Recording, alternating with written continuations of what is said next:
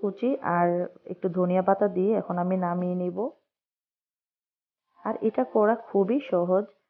তো এখন ডোটাকে আমি সিঙ্গারা বানানোর জন্য চলে আসছি। এখন ডোটাকে আমি সুন্দর করে মেখে নিয়ে আমি দুটি ভাগে ভাগ করে দিচ্ছি। তো প্রথম ভাগ থেকে এখন আমি ছোট ছোট করে লিচি কেটে নিচ্ছি।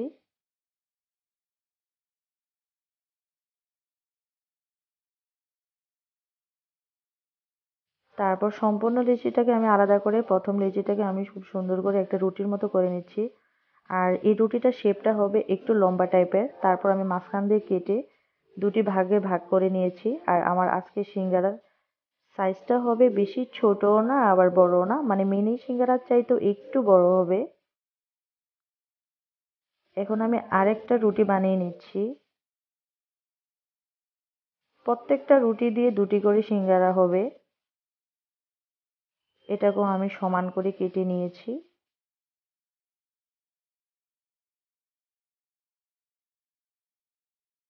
তো আমি সিঙ্গারা বানানোর জন্য প্রথমে একটি রুটি নিয়ে একটি কোণ তৈরি করে নিলাম। আর সিঙ্গারা বানানোর প্রতি কিন্তু আমি খুবই কাঁচা, আমি খুব সুন্দর করে বটতে পারি না।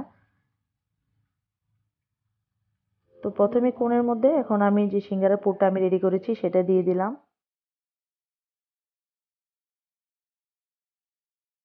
দিয়ে এখন আমি খুব সমান করে উপরের অংশটাকে উপর থেকে নিচে খুব সুন্দর করে সিল করে আমি বটে নিচ্ছি।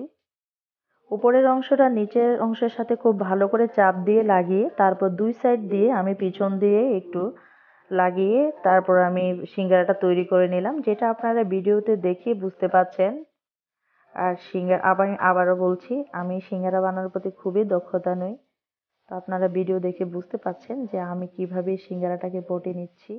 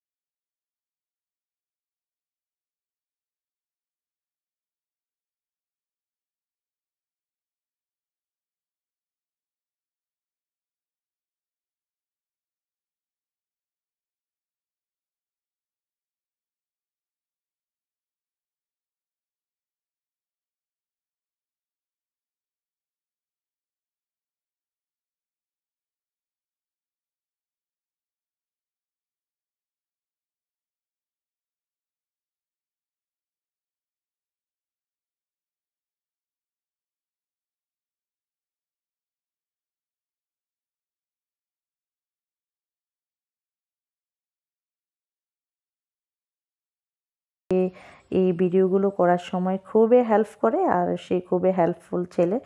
তো প্রতিটা ভিডিওর কাজে সে আমাকে কিভাবে হেল্প করে তার সেই ব্যাপারে একটা ভিডিও আমি শেয়ার করব আপনাদের সাথে। আশা করি আপনারা দেখবেন।